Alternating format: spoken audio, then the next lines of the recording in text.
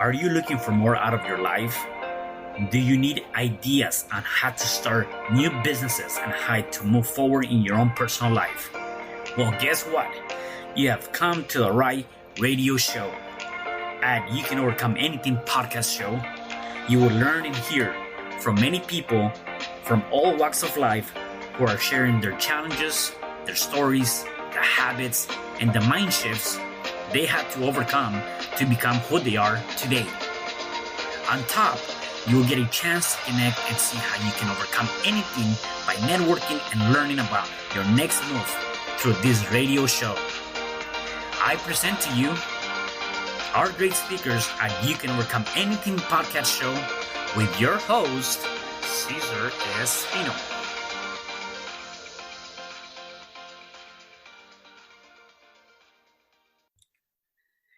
Hey, welcome back. It is your friend Cesar Espino. You can find me at www.cesarrespino.com. Once again, welcome back to your podcast show, You Can Overcome Anything. And today I have a very special guest. Her name is Michelle Thompson. And hi, Michelle. How are you? Good. How are you, Cesar? I am doing wonderful. Thank you.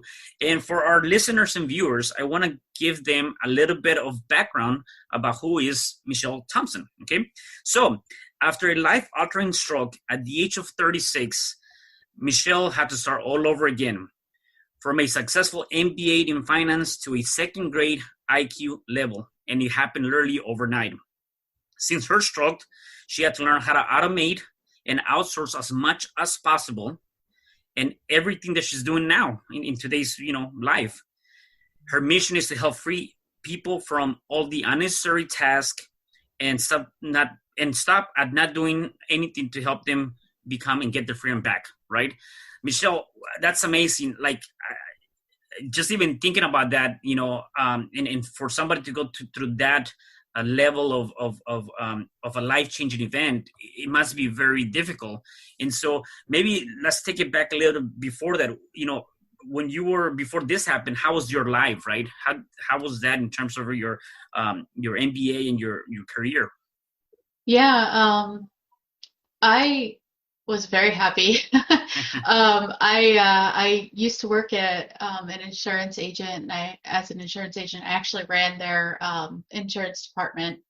And then I actually decided when I finished my MBA that I wanted to kind of go more into the finance side of things. And so I ended up taking a job out in the state of Washington to work on the Hanford project, which so we're basically cleaning up all the atomic waste from World War II.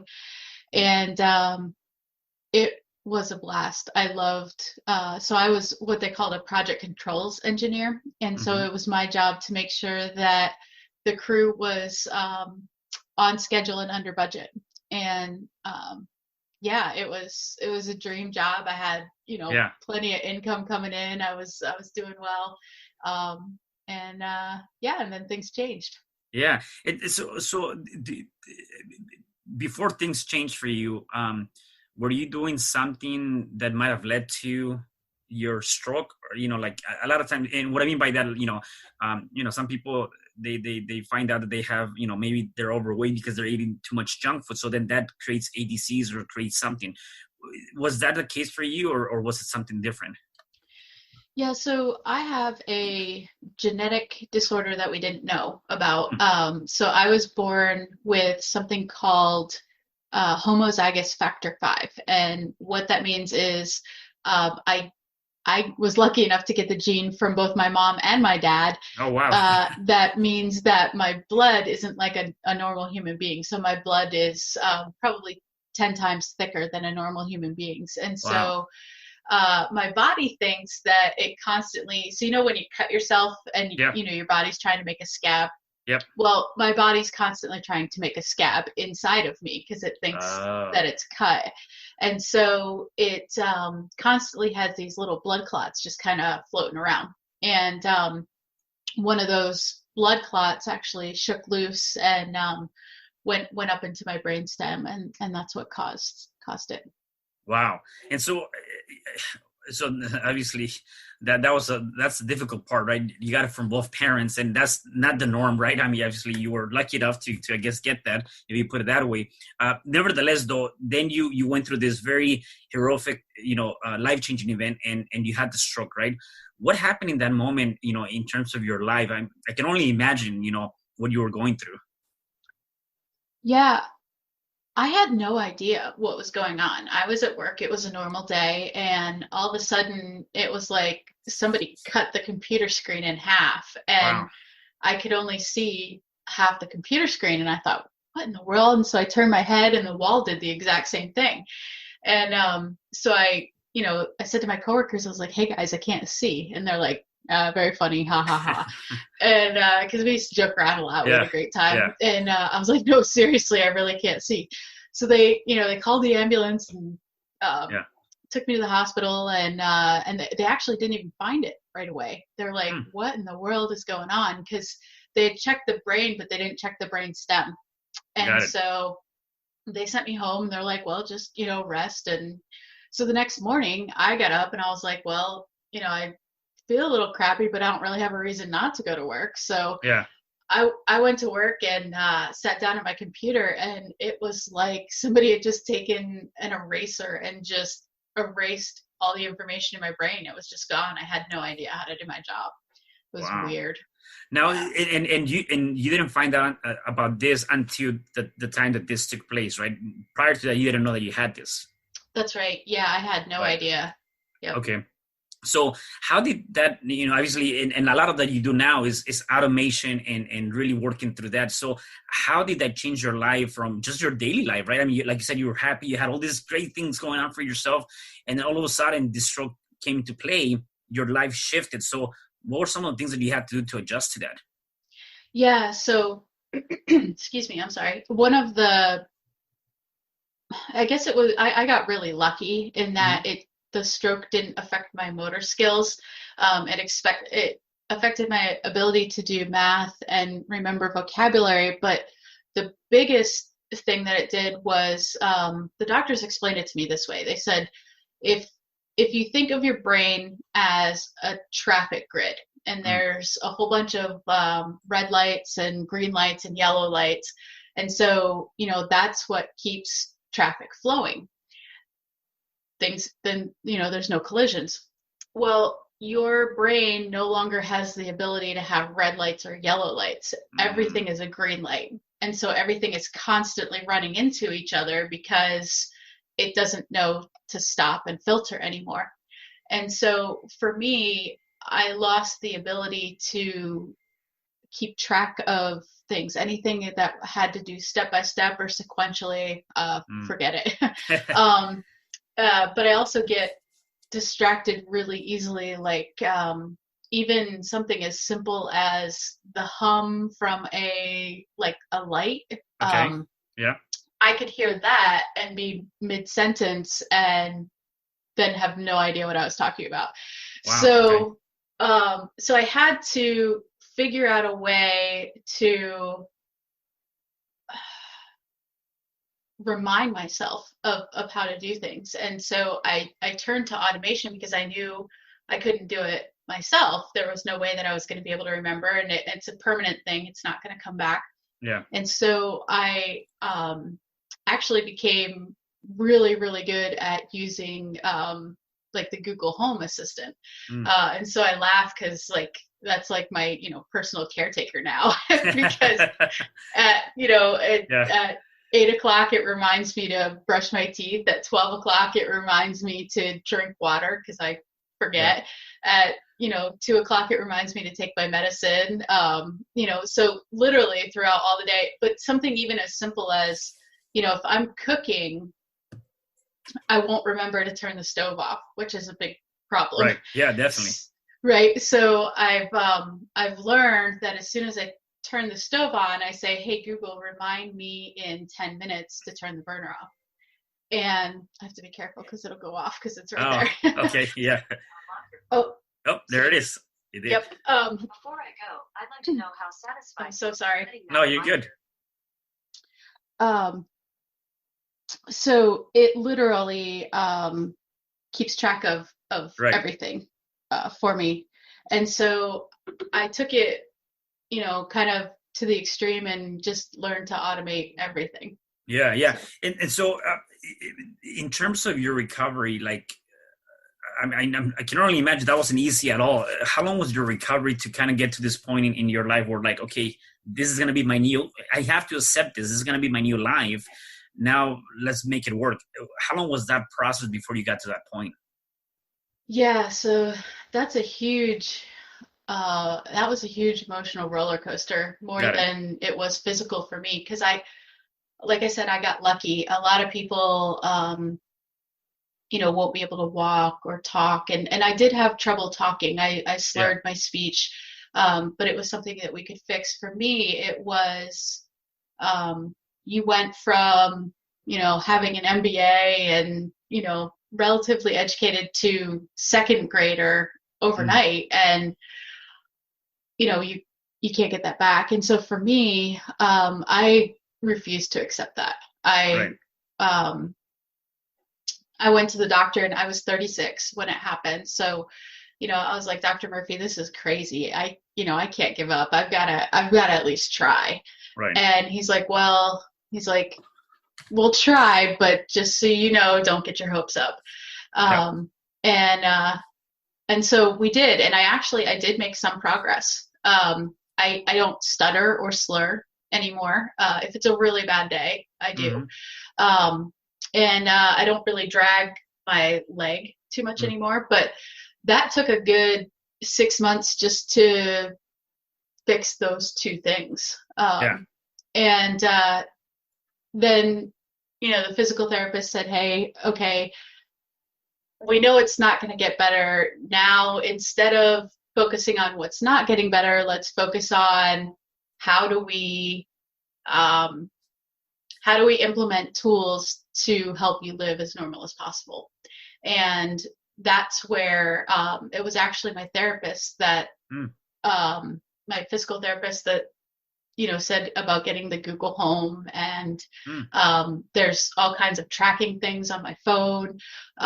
You probably don't think of this, but I've learned not to carry cash mm. because one of the funniest things that it wasn't funny at the time, I cried, but now I can look back and laugh. But I went to Burger King and I got a cheeseburger and I handed him a 20 Yeah. and I got $1.25 back.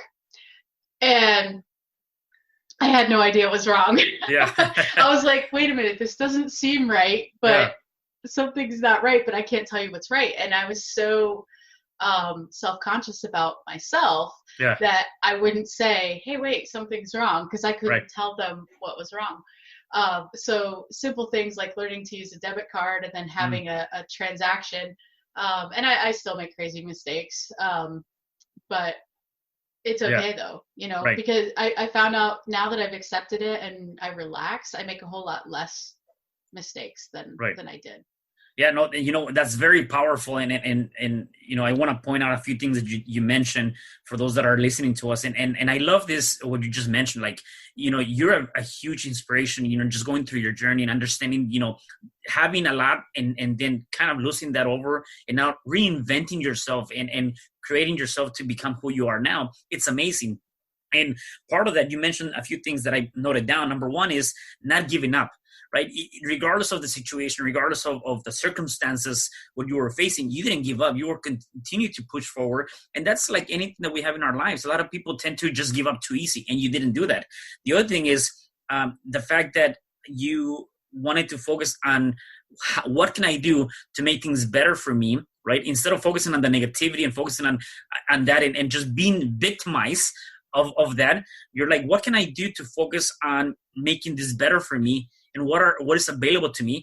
And then the last thing is, the acceptance of not accepting that this is going to be your life, the acceptance of saying, you know what, this might be my life from that perspective, yet I'm going to make it better for me, right? And if we take that from that aspect, I believe that we can definitely accomplish a lot. So for the ones that are listening to us, there's really no excuse, for you guys. There's definitely a way to make things better for you, right? And so either way, you creating different things. That's how you came about automating stuff, right? So give me more about that. Yeah. So somebody gave me a book that really actually helped, and it was called The Obstacle is the Way. And I do not remember who wrote it, but Mm-hmm. basically the premise of the book is the obstacle that you have is actually the answer that you're looking for without you realizing it. So take yourself away and look at it from a different perspective and find out how do you solve that problem. And so the obstacle that's in front of you is actually your path forward. And that's exactly what happened to me, because my obstacle was I couldn't remember to brush my teeth. I couldn't remember to turn the stove off. I couldn't remember to take the keys out of the car. Like simple everyday things that I had to conquer. And then once we got the system in place and I realized, oh, hey, okay, I could use it for this, then I realized I could use it for so much more. And it kind of evolved into this huge way for me to actually be able to give back and help people. So it wasn't just about, this is how I survive. It's now, wow, because that was like my big thing. I kind of lost my identity in that I was this isn't a good thing, don't do this. I was really wrapped up in my career. And that was, who I was. And that was kind of taken away overnight. And so, I had to figure out, well, geez, I'm 40 years old or 36 at the time. What can I give back, to people? And so it just turned into this process of me getting really, really good at it to be able to pass it on to other people. And I figured out that if I get all this knowledge in my brain, that doesn't do any good. I have to figure out how to make it into a tangible asset that'll last forever. Because I have a little bit of a shorter life expectancy than most people. I probably won't live as long, and that's okay. I'm okay with that because I'm very, very happy. Yeah. But I had to figure out a way to take what was in my brain and make it last forever. So I started looking into turning things into digital assets that'll be there forever. And so then I started teaching people, how to automate simple things like I do, and then how do we make it more complex and how do we build it? And I think I went off on a tangent, but yeah. No, you're good. No, that you're good. No, and that's amazing. Again, so much great information. Let me ask you one thing, because I do want to talk about the things you're doing in terms of automating and your legacy too, right? Before that, though, how important it is to be here now, to live on today's moment, to appreciate today, right? Because again, I always hear about people complain about this or that. Yet when you're going through something as radical as you have, that second, that minute, that you have to appreciate it, and it's important. So how important is that for us, for people to appreciate that? Yeah, there are no words to describe that because, we say take time to stop and smell the flowers, but I never did, right? I was so busy, with my job and things and I'll get to it. I'll get to it someday. And now,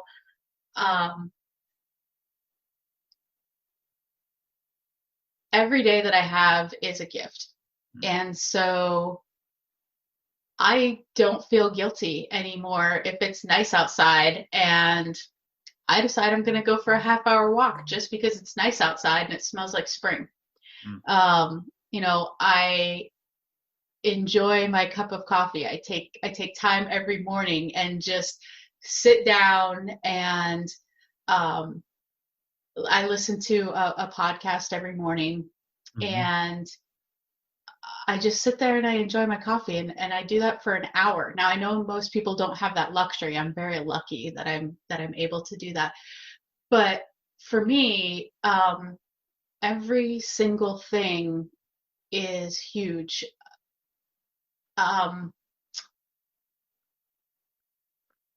You don't know what you have until it's taken away.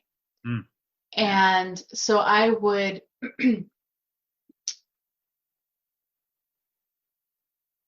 ask yourself this question. If you knew that you only had 10 years left to live, what would really be important? And everybody's like, oh yeah, okay, that's so nice to say, but seriously, like if you knew you only had 10 years and that was it, and that was all that was left, all of a sudden priorities get shifted and become very, very different. And things that weren't important all of a sudden become really important. And the stuff that you thought was so, so important, I have to meet that deadline, I have to answer that email, I have to get that phone call, it doesn't matter. And so if you'll give yourself the grace and the patience to enjoy life, and not just go through life trying to get ahead and get as far as you can, you'll find that you're a whole lot more relaxed, and you actually really, really enjoy just the simple little things like fresh cut grass. Right. Yeah. Now that's amazing. Again, it's not just going through life, it's growing through life and learning through life. And you're right. I mean, I remember when I was in corporate, I would always get so busy answering emails. I was always on the go, and I neglected even myself, my body, my health, the stress, because you were so busy just living in this grind. And I think that's many of us, right? We go through that on a daily basis, and we just stop for a second, and really you got to stop and appreciate the moment we have right now, that second, because you just never know when it's gonna be taken away from you. So that is amazing to know that. So now let's talk about your legacy, right? So you're obviously building your legacy around, around your life, yet for you is more important than just your life. Because one thing that I appreciate about you, and I listened to you on another podcast, is that you're creating something that you can leave behind for people. You're creating something that can help people in many aspects in their lives. And that's amazing. So what is that legacy that you're building and leave behind? Yeah. So I kind of created two things. The first thing that I think you're talking about is I created a podcast called Automate to Dominate. Yep. And so what we do is, the goal of that is to create as many passive income streams as possible through automation and outsourcing. And so the goal is to go through all the systems in the background so that we're not spending 80 hours answering emails and catching up on phone calls and things. It's something we can set it and it, not forget it, but it's, passive income that's coming in. And so that's actually been a lot of fun, because I've got to talk to a lot of really cool people, and I'm learning, and obviously I'm not there yet. And that was the whole point of the project, right? It was, I'm not afraid to tell people I don't know it all anymore. Like I used to be like, oh, I can't tell people that, they're going to think I'm a fraud. Right. And now I'm like, hey, I don't know, but I'm going to figure it out, and it's okay. So that was the whole point of that podcast, was, you know what, this sounds like fun. I'm going to get to talk to a whole lot of people, and we're going to figure out how to create, passive income through automation without you having to touch it. So that was kind of the first thing. And then, before I had the stroke, I got really good at outsourcing. And I had a couple of businesses that I ran on the side. I was kind of like a hobby entrepreneurist, you could say. And I didn't want to just lose all that knowledge that I had in my brain. I wanted to be able to pass it off to people, because it's such a huge opportunity to change so many people's lives. And that's what I didn't realize, was when you hire somebody like in the Philippines, for instance, you get them at a very, very good rate in the United States per se, but then more than that, you're changing their life, because even though it's a really good rate for us, it's an incredible rate for them, and it's able to like change not just their lives, but you usually find 3 to 4 generations in a house over in the Philippines. And so you're not just changing their life, you're changing their whole family's life. Wow. And you're empowering them. And so when I figured out, holy cow, each person that I'm able to hire, I'm able to make a huge impact, not only in they're also incredibly like relational people. They love to get together and eat. And so like Sundays is like a whole day, right? They go to church and then they eat, and then they go home and go to sleep because it takes all day, right? And so they're able to actually give back to their community, and it starts this whole cycle that's just absolutely incredible. And I think if we knew how to outsource well, we would do it more. But so many people tell me, oh, I hired a virtual assistant and that didn't work out. Okay, there's probably a lot of reasons why it didn't work out, but right. Chances are you wanted them to be a mind reader, or maybe you didn't have the systems in place to train them. So anyway, I just through the years, I learned a lot about how to successfully outsource and to be able to accomplish many things while being an incredible boss and being a really good leader for them. And so I created a whole course called Running on Autopilot. And the course goes literally from where in the world do I go to even find a virtual assistant to what kind of job posting do I put up? How do I hire? What are red flags that I should be looking for when I'm hiring? Once I hire them, how the heck do I train them? Yeah. And now that I've trained them, how the heck do I figure out how to make sure that they're being honest? And how do I set up a virtual office? And how do I keep them motivated? And so it's literally the A to Z of everything that was in my brain from years and years and years of outsourcing to perfecting it and basically turning it into a little system where I just handed it off with the templates so people can plug and play. So hopefully the goal is we'll be able to change a ton of people's lives with it. That's awesome. That's awesome. And obviously this is your new life. I mean, really a lot of the automation or outsourcing, right? So even like you were talking about earlier, in your house, you have ways that you can remind yourself. So what are other things that you do like on your day-to-day? Like if you're going to the groceries or just how do you remind yourself that people can maybe even use that, in their lives right now, like to make it more of an automatic type of process?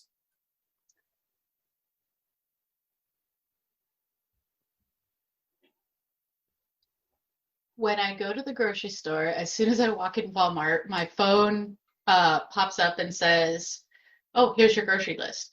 And so what I've done is anytime anything, like let's say I need milk or something, there's no way I'm going to remember everything.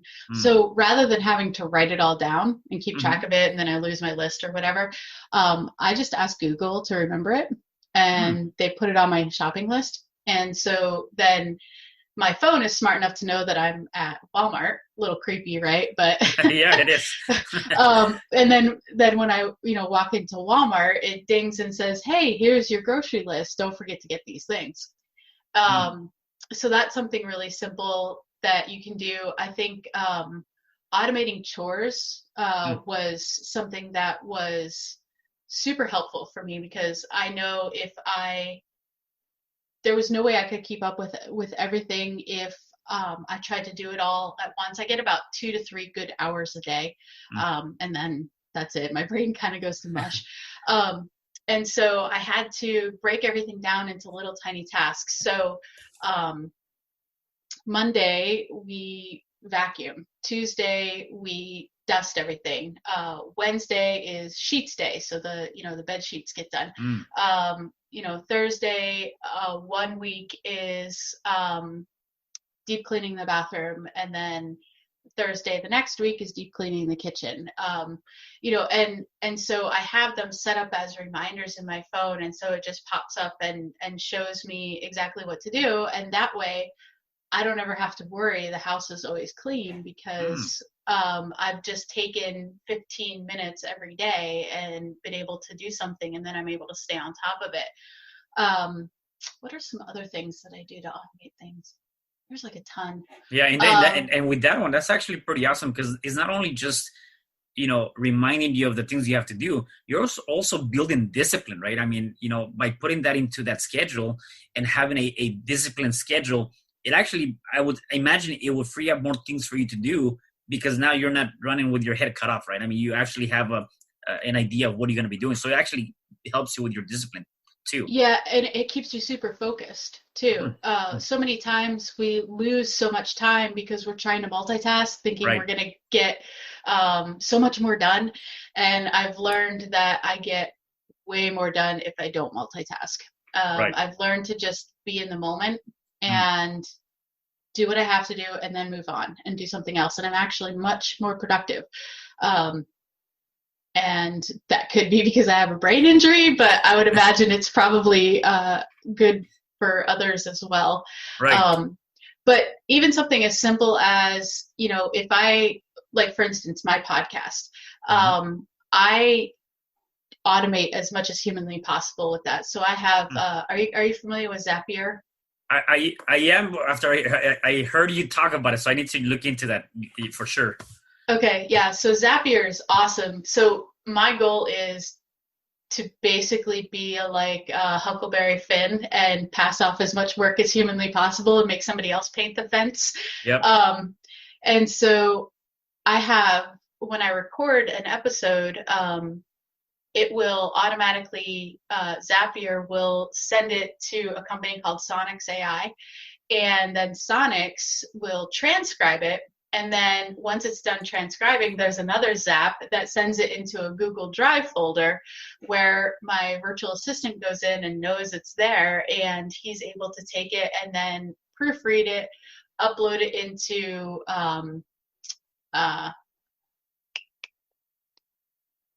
my website, thank you.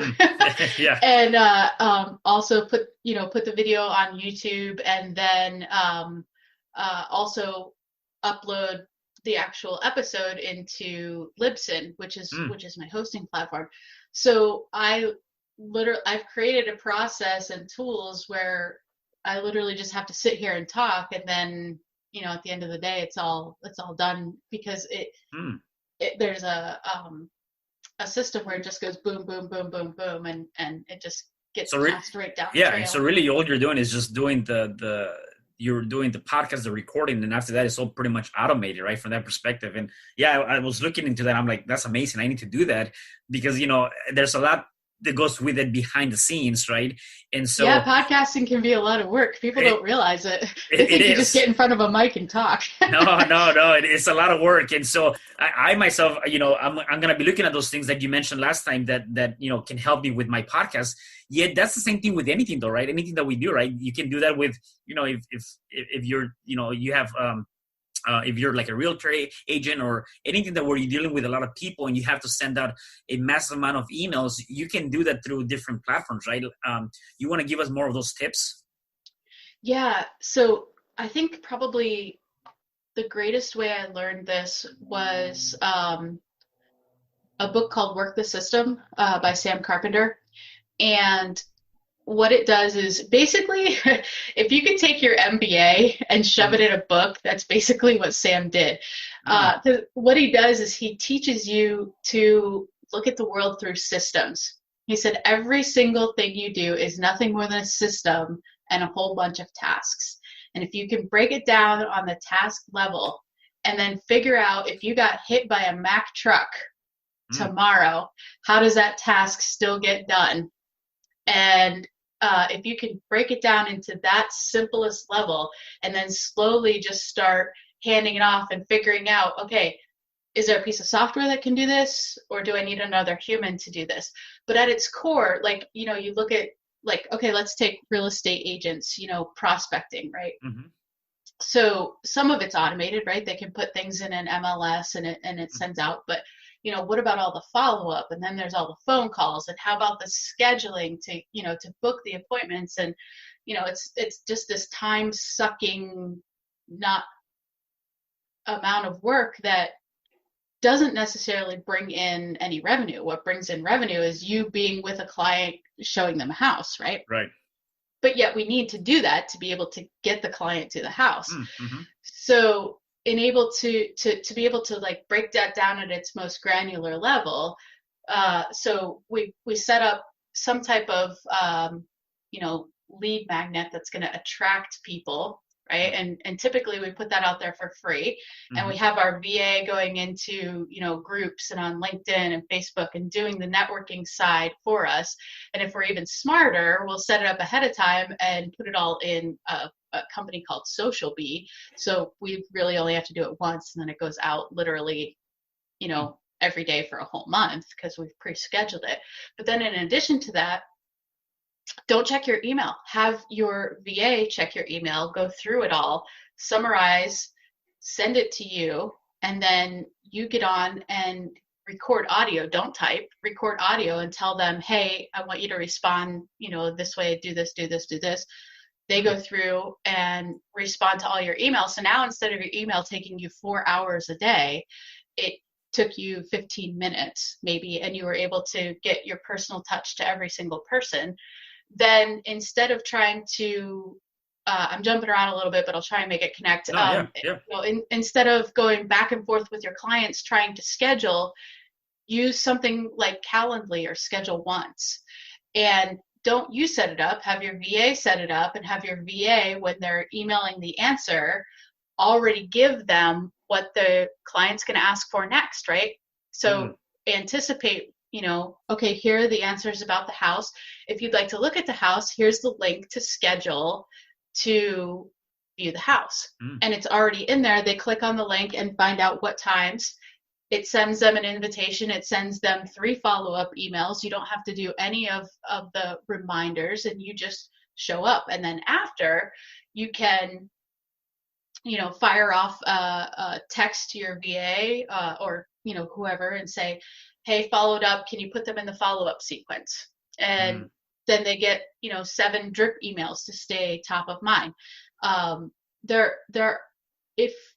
If you were to think about every single thing that you do that you don't have to be client facing, you don't have to have your face right in front of them, and take that huge system and then break it down into little tiny chunks, and then take each one of those chunks and break it down into little tiny tasks, and then slowly, this sounds awful, but slowly kill yourself. Like you no longer can do it. You got to figure out a way to get somebody else to do it, and then figure out, how we hand it off, and then just connect the dots, and you'll find your brain can never find the solution until you ask it the question. And so start asking it the right questions. Don't ask it, oh my gosh, why do I never have time? Ask it, how do I no longer have to do this task? How do I remove myself? And it's amazing because in just thinking about it and mulling it over, in like 2 days, your brain will be like, oh, well, what about this? Or what about that? And how could I do this? And so it's all about asking your brain the right questions versus, oh, I just can't do this. Yeah, that's amazing. It's another thing that, again, if we were to take more time and talk to ourselves about the things that we're trying to accomplish, I think you can definitely find those answers. Now, many people might be asking, how expensive is it to outsource or to put systems in place, such as what you're talking about? Is that something expensive or relatively, inexpensive? Yeah, so that's a great question. And it has to do with the level of expertise that you want, right? But let's go back to our real estate agent. Yeah. Chances are you just need a regular virtual assistant to do that. You don't need somebody who, has their PhD or something like that to be doing follow-up emails. So for something like that, you can hire that out for about $3 an hour. So you're looking at roughly $500 a month. For a full-time VA for 40 hours a week. So what you have to ask yourself is, if I take this off my plate and I now have these extra 20 hours that I used to spend following up with prospects, does that get me in front of enough clients to make an extra $500 a month? If the answer is no, then you're not at the point where you're ready to hire a VA yet. You need to keep burning and churning and build up your prospect list. But if $500, you're like, oh my gosh, I can't believe I could offload all this for $500, and that's like and most people should have outsourced yesterday. Honestly, they hold Yeah. on to it for way too long. Yeah. But in addition to that, the systems that I talked about, Social Bee is $19 a month. Schedule Once, I think, is $20 a month. And so I figure, can the piece of software, because if I'm paying, I have several VAs that are about $4 an hour. And so what I ask myself is, okay, this is going to cost $20. So that's five hours that I could have my VA do this. Is this going to accomplish more than 5 hours that my VA could do? And if the answer is yes, then we have the software do it. If the answer is no, it's more expensive than I could have my VA do it, then I have the VA do it, if that makes any sense at all. Yeah, it does. It does. Yeah. And then there also, even if you're not prepared to do the outsourcing, there are systems that you can at least start doing, just one or two tasks for free too, right? Absolutely. There's some. So what are some of those that even if we wanted to, like, maybe, and even if we don't have a business, like just in our regular life, like, again, I like the fact of being more, focused, being more disciplined, even just doing your chores, right? Like, what are some of the things that we can do if without even spending a dime and just putting some process into place? Yeah. So Calendly is a really good one. And that's basically an automatic scheduler, just like Schedule Once. It doesn't have as much bells and whistles, but you don't really need it to if you're, just using it for home and things like that. The other one, I want to say Hubstaff, and that is not correct. It is... I haven't heard of that one, or otherwise I would help you with that one. No, that's okay. It's Basecamp. Holy cow. Okay. So Basecamp has a free option. I think you can use like up to 3 users. So really cool for getting your kids to schedule their chores, right? Which most people wouldn't think of it like that, but you set it up once and the kids have their phone and they just have to click if it's done, and then it goes in and says, okay, this is the allowance that you're going to get because you did this. And that's awesome. That's pretty cool. And keeps track of how much internet time and things like that. So most people wouldn't think of that as like a family tool, but it's awesome to use for that. Especially, and it's free, right? So why not? I'm trying to think of some of the other ones. Obviously, Google Assistant. There are. What are some of the other? Man, if you want it to do it, Google and figure out how, because chances are it can. Like, it's amazing all the things that it can do.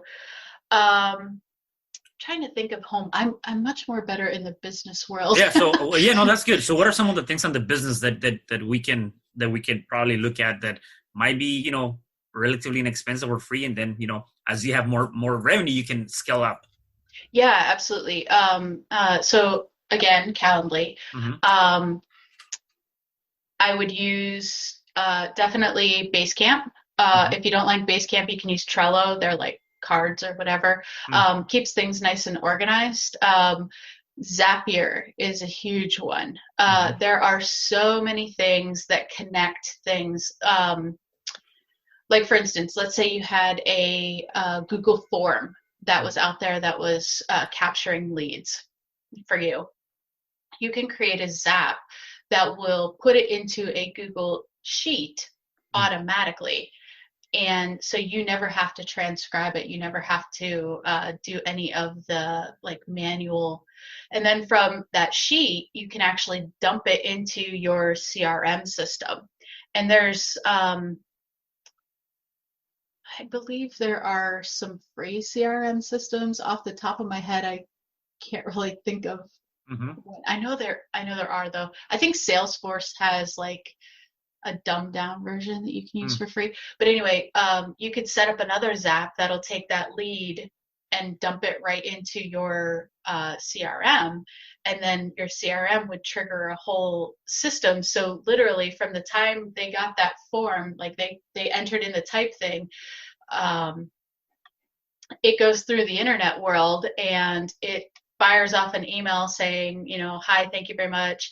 Not only does it go into, your email, which happens automatically. Pretty much everybody knows how to do that. But it also will, send a reminder to your phone, hey, go ahead and follow up with this person. And it moves them through the funnel so that you don't have to think about it. And that's 9 times out of 10, we don't follow up with leads because A, we run out of time and we're running around like chickens with our heads cut off, or B, we lose the information because somehow it got lost and it didn't get to the right spot. So those are, if you can just set that up, that'll easily give you extra 10 to 15 hours. Wow. Yeah. Just doing that. And what's your advice in terms of setting up, because you have to still set it up. Does it take a lot of time, or what is the approach to set up a process to begin with, and then, kind of like do it and forget it kind of thing, right? Yeah. So with that, if you try and knock it all out at once, you'll get frustrated and you'll quit. So the best way to eat an elephant is one bite at a time. Yeah. And so if you just every week set up one small step, right? And so maybe you time block 1 hour a week, and in that 1 hour you set up Calendly, and then the next week you set up a zap that goes from Calendly to your email or whatever, whatever your process is.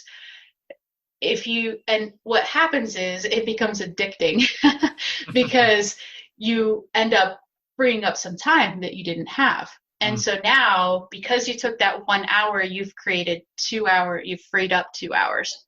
And so now you have 2 hours to go through, and you spend 1 hour with your family, and you take that extra hour and you do it again.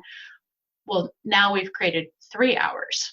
And so it slowly builds, but don't try and do it all at once because you will be frustrated and you will quit. It's all about slow and steady wins the race. You don't have to have it set up overnight. Nobody does. If they did, they're lying. Just take one small bite at a time every week, and you will see compounding effects very quickly. Got it. That's awesome. So definitely take your time, and maybe with that too, is as you find and you get more of that free time, that you're getting back, obviously, whether it's spending time with your family or building your business, getting more prospects, whatever it is, make sure you utilize that time. Because that's the other thing too, that I can see people that possibly they get this time back and now they're like wondering, okay, what did I do now? And then that kind of goes to waste, right? So make sure you put that to productivity or something. So no, that's amazing. And then I just have one last question for you to ask you, or 2 more questions actually. Number one is, so you're talking about this autopilot program that'll be launching hopefully by the end of this month. How can people, if they wanted to get to this, how can they get to that program? Yeah, so I have a link that I'm going to give to you. Okay. That if you're willing, you can put in the show notes. Yep. And then in the YouTube video.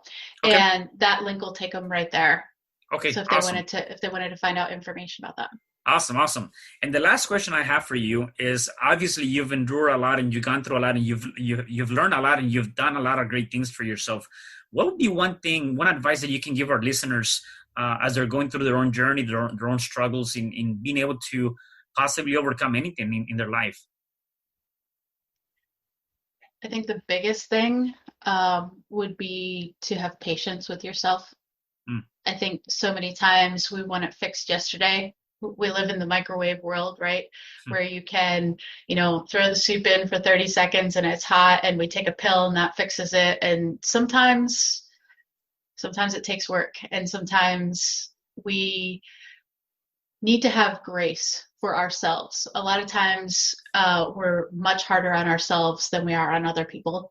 And I think if you just give yourself permission to not be perfect all the time, and just every day try to get one step better than you were yesterday, those, I keep saying it, but those little tiny steps every day turn into huge, huge accomplishments if you'll just be happy with that one step and give yourself the grace to not have it all figured out yesterday.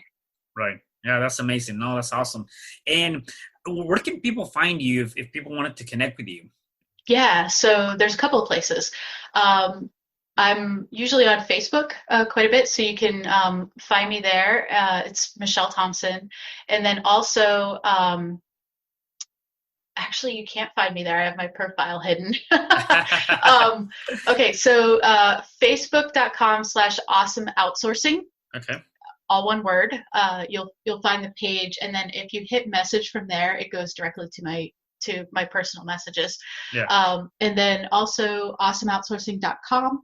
My email address is Michelle, Michelle, at awesome, AWESOME, outsourcing, OUTSOUR. CING, thank you, .com. See, that's that whole focus thing. Yeah. So those would probably be the best ways to get a hold of me. That's awesome. And I'm going to have all this information too for the ones that are listening and seeing this. I'll have all this information for you guys to definitely check out Michelle and, connect with her and look at her program for sure. So, Michelle, the last thing I got to tell you is that you are truly a inspirational person, and you're truly, what is considered to be someone that can overcome anything in their life. And I really appreciate having you in the show. And just want to say thank you for being here. So I don't know if you have any last questions, any last comments for our viewers, but again, thank you so much for having you.